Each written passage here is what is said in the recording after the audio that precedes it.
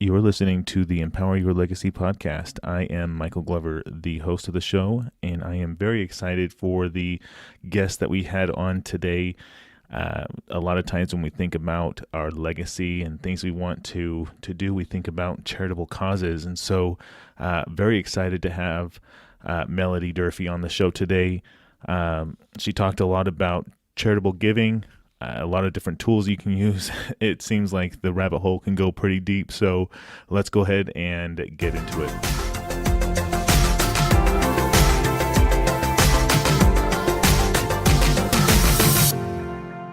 Okay, everybody, this is Mike Glover with the Empower Your Legacy podcast. Thank you for joining us today. I have a very special guest with us today, Melody Durfee of the Legacy Global Foundation. And I want to thank you for coming on a little bit and tell us a little bit about yourself. Okay, well, as Mike stated, thank you again, Mike, for having me as a guest here. I'm Melody Durfee. I'm the president of Legacy Global Foundation, and I've been in the charitable realm for about 12 years now, dealing with high-end and complex tax or charitable planning strategies, starting with a variety of the tools in that sector. Hopefully that is not just who I am. Right. As a person, yeah. That's what my job is. As far as who I am, I'm highly involved in my local community as a volunteer, both with community organizations, with some of the religious ones, with everything except politics. Aside from the fact that I think everybody should vote, I want to stay far away from that. Right, we will. Don't worry. Yeah, okay. I don't know what else you want me to say about so what is the organization that you work for? Yes, Legacy Global Foundation. One way to describe them is they're a donor-advised fund platform. Okay. A donor-advised fund, for those of you who may not know, can also be called a DAF. So if I switch to that acronym, you know what it is now. DAF. DAF, yes. Right, okay. A donor-advised fund is similar to when people want to set up a family foundation. There's a lot of forms that can take. A donor-advised fund would be the easiest, simplest, cheapest way to do that, because instead of setting up a separate legal entity, you go to a public foundation that sponsors these, and you essentially set up an account under their umbrella. Okay. So just like if you want to do some banking business, it would be a lot of work and rather excessive to go start your own bank. Right. It's a lot of work, and you can get into a lot of trouble running a charity if you don't understand what's required and what the IRS wants. So instead of going through all that hassle, you can simply partner with somebody who's hopefully doing a good job on the compliance, on making sure that the law is obeyed, right, and take out an account with them. That would be a donor-advised fund. So a lot of times when I talk with real estate investors, you know, they're wanting a lot of times to do some kind of charitable giving, you know, and so they come to me and they say, oh, you know, I want to start my own 501c3. Like, you know, that's really great that you want to do that. Do you know what's going on with that? Do you know how to get that started? And so what is the difference between setting up something like a private foundation versus a donor advised fund? What are some of the things so that we can understand a little bit about why would I want to go one with the other? Something like that. Yeah, well, and the example you brought wouldn't be either of those two. So let's just go with, there's an infinite variety of ways you can set up either an operating charitable platform, an operating one being one that might hire or fire people. It has services that it's actively trying to provide and act upon, or a more of a foundation format, which typically is doing either administration or financial support of its own. But a foundation often... Well, a private foundation can have employees. Right. Many foundations do have employees to do the administration. Most foundations, though, are working with supporting operating charities in some manner. Got it. And again, there's a big scale across there. Donor advised funds are a wonderful tool. They're best when what you're wanting to do with the charity is have an account, deal with getting the tax deduction, deal with making the gift in the right way, and then hopefully granting that money out to operating charities. Mm. Here in the U.S. That's what they're best for. That doesn't mean that's the only thing they can be used for, but that's what they're designed by statute to do. Right. Now, with the example you brought up, somebody in real estate, as an example, wanting to get involved and form a charity, they probably have a great cause that they're trying to do, right. and there's a specific goal that they're trying to reach. Right, like usually like raising the community or something like that. Yeah, it sounds to me like it's more of an operating charitable issue. Okay. Which Legacy does do a lot of accounts of that nature. We don't normally do them as donor-advised funds, though, because as a donor-advised fund, again, donor-advised funds are best for raising money and then granting it out to operating organizations. At Legacy, there's something that we do here called a program fund, okay, which is when we sponsor an operating program.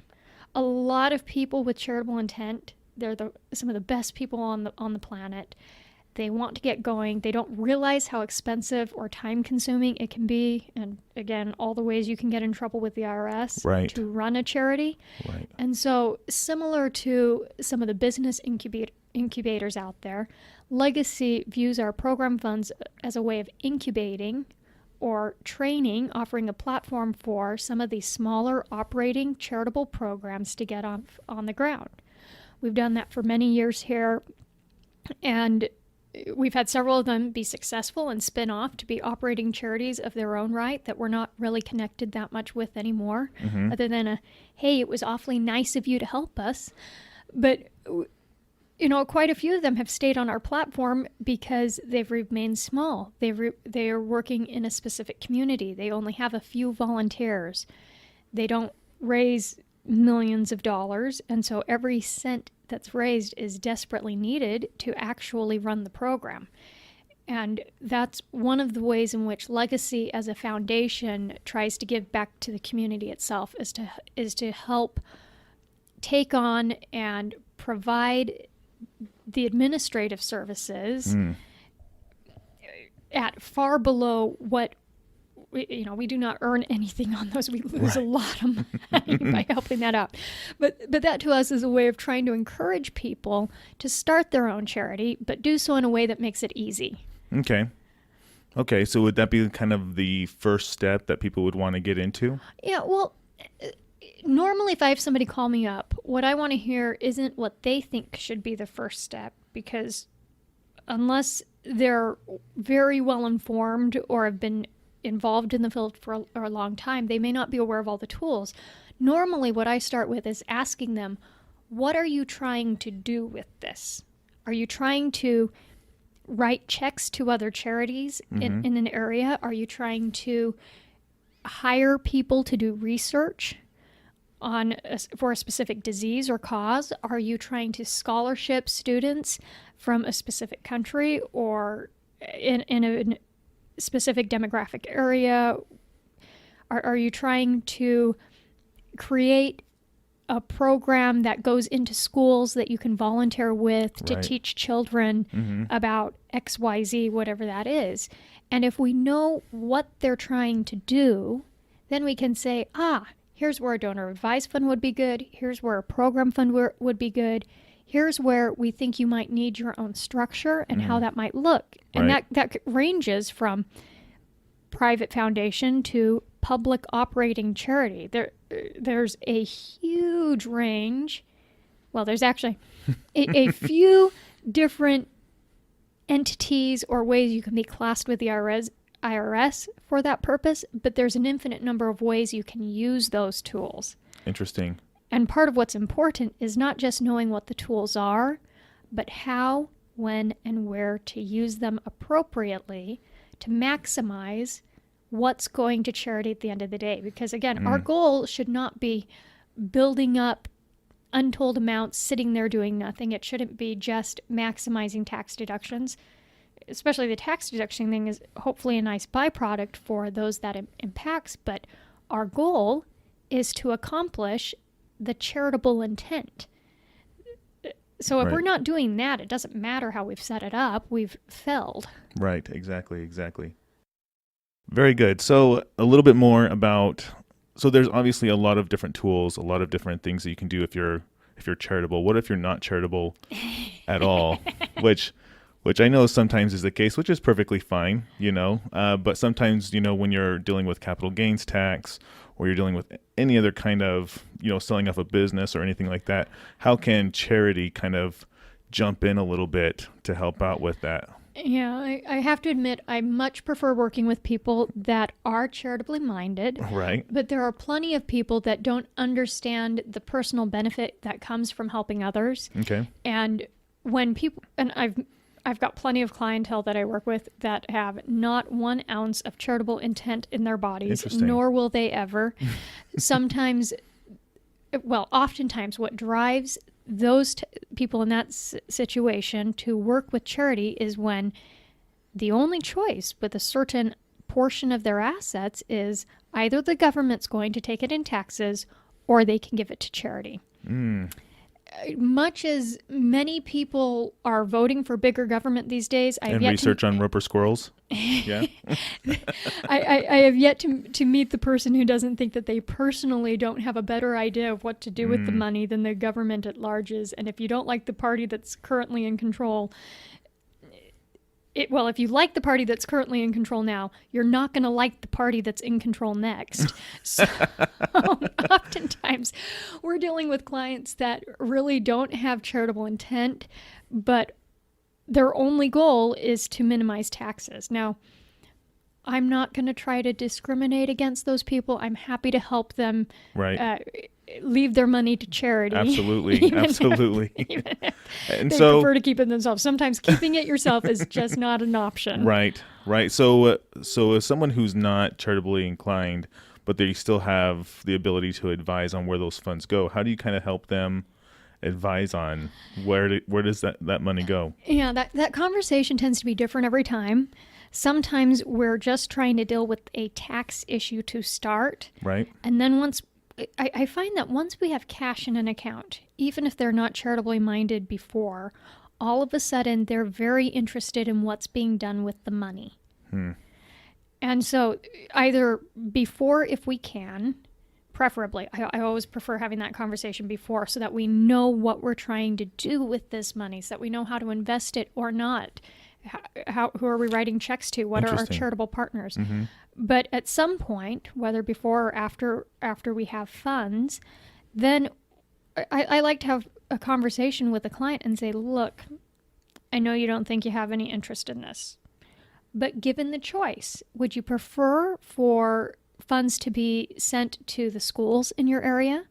Would you prefer does anybody in your family have a medical issue that you'd like to see better funded so that people can get better access to healthcare on that issue, or so that research can be done to hopefully solve cancer or diabetes or whatever it is? And I find that if you talk enough with a person, even if they don't think they have charitable intent, there will be something that they have a personal connection to, or somebody that they're close to does, that they say, it's not like I really cared before, but that is a good place for the money to go. Please help me get it there. And sometimes that does become personal, and we turn that person into a living, breathing, charitable human being at some point. Now, sometimes that never clicks, and they go, yeah, sure. Why don't you send it to the local high school? I want my name all over that so that I get a lot of credit in the community.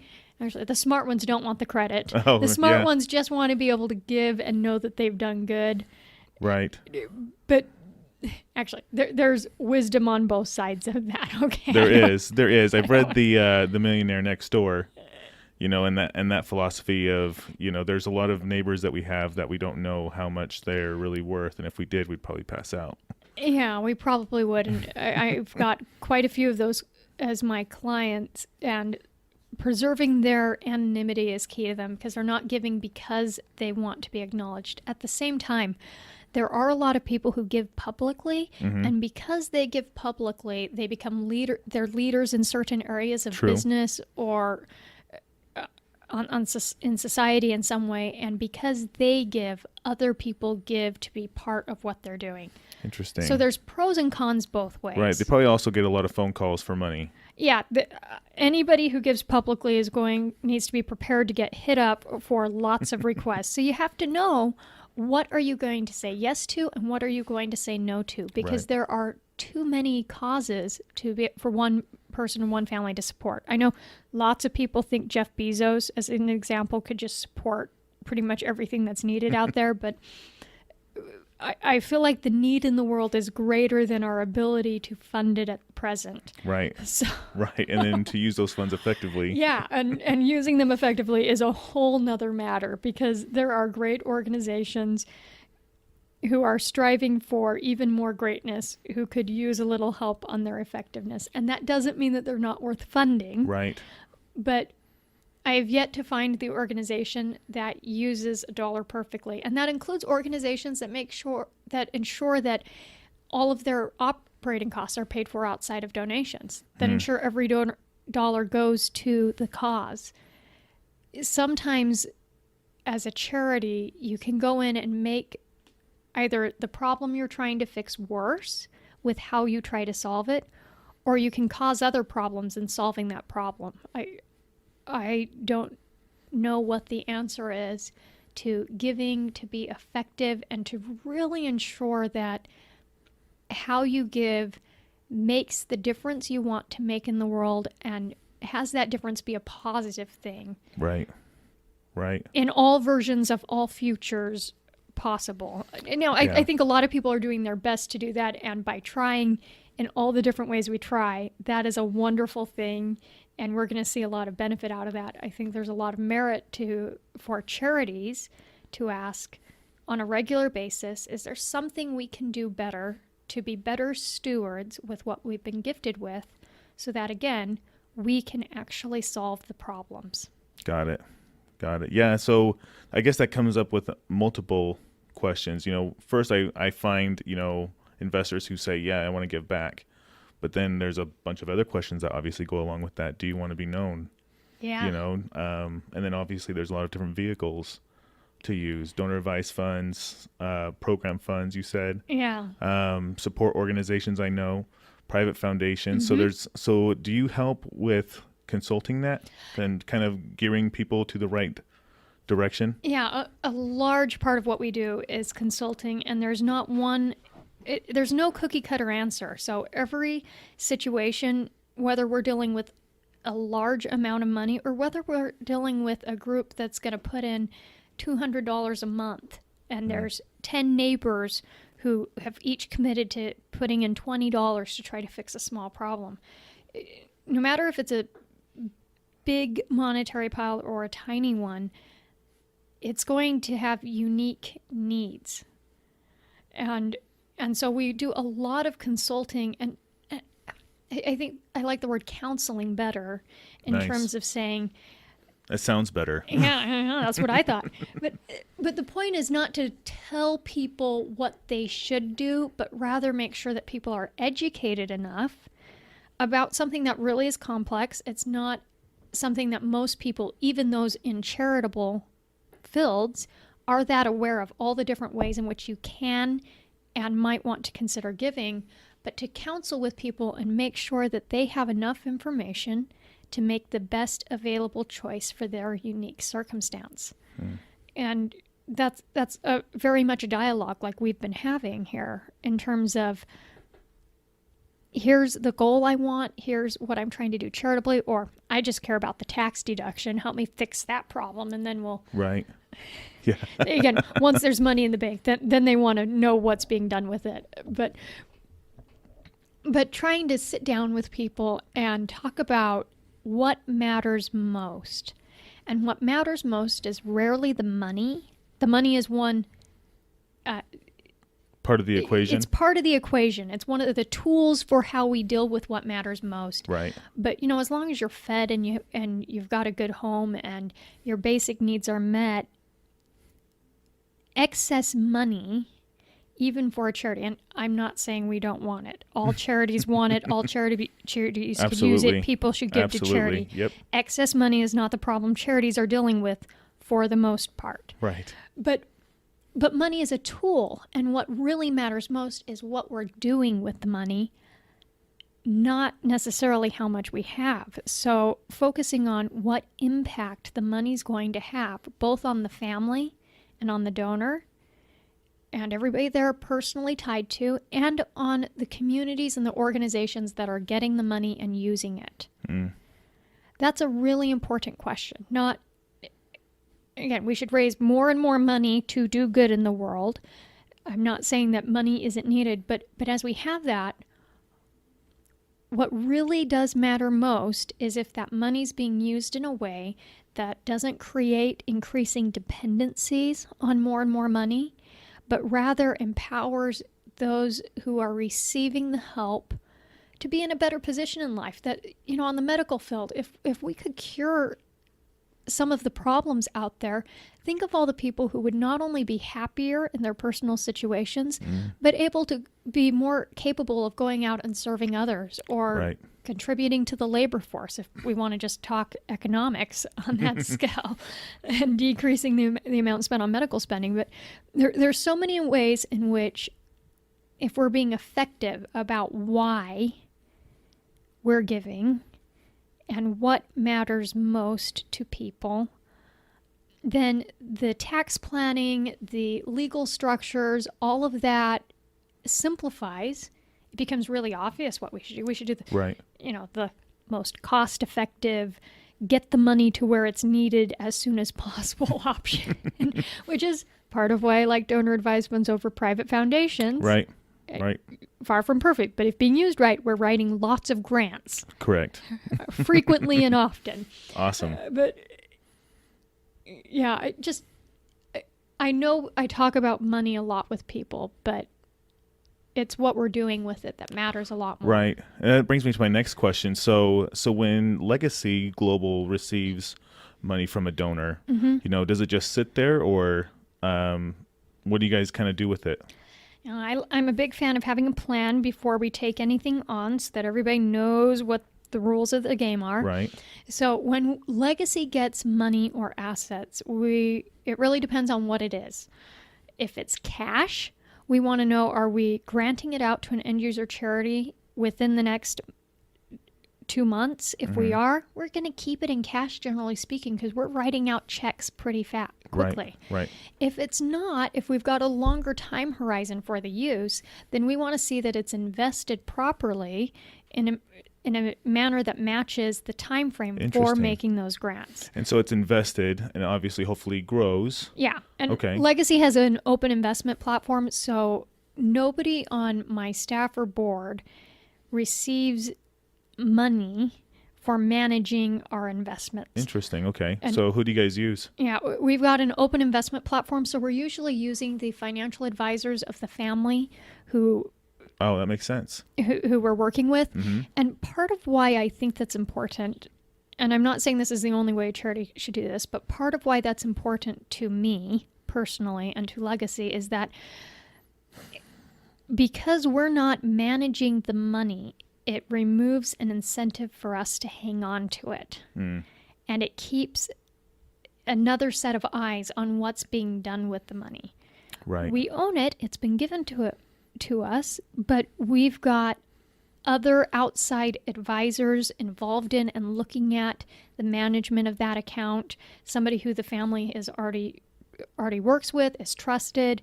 As long as we're not going crazy, we're happy to use an investment strategy that the family already is comfortable with and may use personally. But again, we want to make sure that our incentives at Legacy are more in line with making sure that what we're doing is the best thing for the donor and our client, and the best thing for the charities that we support. So we're going to match the investment time frame, and whether it's a liquid investment or an alternative investment, because we do a lot of alternative. Right. So what are alternatives that we could donate? Oh, well, The easiest one is real estate. Right. I love real estate. I know you do. Real estate is easy. Lots of people own it. Lots of people invest in it. That's an easy one. Yep. Lots of charities do real estate. Okay. So commercial, residential, anything commercial, like that. residential, anything. Land, just bare land, everything. Yeah. The biggest issue is what to do when there's debt on the asset or real estate. Yep. But, as long as there's equity in the asset, we can Something can be done. Something can be done. Got it. But we'll take all sorts of assets. We've got artwork. I had a client who shipped me a box full of pre-ban ivory the other nice. day. Yeah. I'm still trying to figure out what to do with that many miniature elephants carved out of ivory. I think that's a little ironic. Yeah. And speaking of elephants, we have elephants that our foundation owns. Yes, wow. Over in Thailand. Over in Thailand? Yeah. Oh, wow. One of our clients, that's what he's passionate about, is elephants in particular and protecting animals and wildlife. So, and the elephants we own are not because they're the investment. They are the charitable program. Got it. One of them was purchased as a rescue elephant from Myanmar to get her out of the logging business. And I've seen her, and the scars she has are horrific. Wow. So we take, anything that has value that we know what to do with. And what I mean by know what to do with is we either have a plan to liquidate it, or it's an asset that has value over long term, either for financial gains or to hopefully, grant out to other charities, or with the case of the elephant, something who the value is preserving that life and making sure that animal is protected and cared for. As long as we know how it works with charity, what we're really trying to accomplish with our goal, you name the asset. If we can put a value on it, we will take it. So this guy rescued elephants and he got a tax deduction. Yeah. Awesome. Yeah. Win-win. That's pretty cool. So what kind of got you involved with Legacy? Well, I got involved. How long have you been with Legacy? I've been with Legacy about 12 years. Oh, wow. Okay. Yeah. Okay. So a while now. And I got involved. All growing up, I told my parents I was never going to do anything in finance. And I'm grateful I'm not an accountant. I have the greatest of respect for accountants and for financial advisors. I don't want their jobs. I know just enough about it to know that they get my respect and business. And I got involved because I'd had some experience working, doing some bookkeeping, and also working as a paralegal through college. And Legacy had their key employee quit without notice. Oh, no. Back about 12 years ago. And she said, I'm coming in tomorrow, and that's it. And I was not happy where I was at. I was working for an HOA management company, helping put liens on people over the height of their grass. Oh, goody. I cannot think of any worse job. I'd rather work at a call center. I know. That's probably one of the most hated positions. Yeah, and I don't like those people. I agreed with everybody who were telling me that it was foolish that I was putting this lien on their house. Anyways, so I happened to be wanting something different. I knew one of the board members, and he encouraged, and he called me up and said, hey, would you be willing to learn on the job? Oh, wow. We'd like to have you. Back then, there were no college programs in the country teaching what I do. Now there's several colleges out there that have training on nonprofit leadership or governance, on charitable planning of various aspects. But anyone then, it was, they were desperately trying to find somebody who was local, who could step in immediately. Right. And who they could have enough confidence in to kind of run things and learn how to run things on the go. Got it. So. Wow, that's pretty impressive. And so I guess from a person who does real estate on my own, but also other businesses that I run, when do I want to start thinking about a charitable plan within my estate plan? Well, see, I think everybody should start thinking about a charitable plan from the time they're children. I think that's an important thing for parents and teachers to incorporate. If more kids were brought up with hey, I may not have much, or perhaps I do have a lot, but I should think about others and ways to serve or volunteer. You don't have to have a lot of money to have a charitable plan. Everybody should have a plan both for what they're doing with whatever they have personally and want to pass down to family or friends if something were to happen to them, but also what kind of legacy or name they want attached with who they are. And I think more people are aware of that than used to be. You know, for all the bad rap millennials get, millennials are some of the most socially conscious people That's in true. generations ever. So feeling like, and that can range from a very informal attitude towards life towards a more formalized, I'm going to try to set up a charitable account of some sort. Again, it's not about how much money it is, but it's having it and having a plan for how to employ it. I'm going to have a socially aware aspect to what I do for work, whether I'm a business owner or an employee. I'm going to make sure that I live my life through my habits in a way that is charitably minded. And I think more of the terms people use are about being socially aware or environmentally aware than they are charitably aware, but they're the same things at the end of the day. It's about making sure that we think about others around us and we leave the world a better place. So to me, that should be done at the same time as, if not far earlier than any other estate or business planning anybody should do. That type of planning should go hand in hand with being aware of our impact on the world long term. And every business will do better as a result. Frankly, if the only interest people have are tax benefits, they'll do better if they think about it early on. Yeah. If you don't plan ahead, you're not going to get a tax break. If you don't plan ahead, we're going to have landfills that we don't know what to do with. Right. If we don't plan ahead, any sort of catastrophic thing will happen. And frankly, I'm a big fan of capitalism when done right, but capitalism gets a very bad rap, understandably so, when it's done with a short-term view of mind. Correct. In terms of, I'm going to go in and raid this corporately because what I care about is this quarter's earnings. Right. As opposed to thinking about, we want to build businesses and communities and organizations that will be around for generation upon generation because they are good for the people who own them and run them. They're good for the people who work for them. They're good for the people who use their services. They're good for everybody who has an impact on them, and they're good for the world and the earth. Yeah. Yeah, I actually just went to a conference called Conscious Capitalism, which I thought was an interesting spin.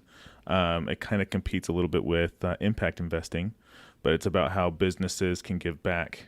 And it was actually very interesting. They have a whole book on it. I just went to Half Price Books and just bought one. So I'm going to read that. As much as I say I'm a fan of capitalism, again, it's capitalism that cares. Capitalism that's aware that we should have not the short view, not the, I'm only going to be a manager at this company for 3 years, so let me get my big paychecks and do anything I can to maximize my incentives, even if it harms people around, but to do good in the world. And I think we can do that both in the for-profit side and absolutely on the nonprofit, charitable, social side, and everybody can and should be involved to some degree. Absolutely. Well, hey, I want to thank you for coming on to the show today and talking a little bit about charitable plans. We'll definitely have to have you back on because it seems like the rabbit hole can go down pretty deep. So thank you, Mike, for having me. I'll look forward to another invitation. All right. Thanks, guys. All right. Hey, guys, thanks for listening to this episode of the podcast. If you have any questions, feel free to contact us at podcast@empoweryourlegacy.org. Thank you.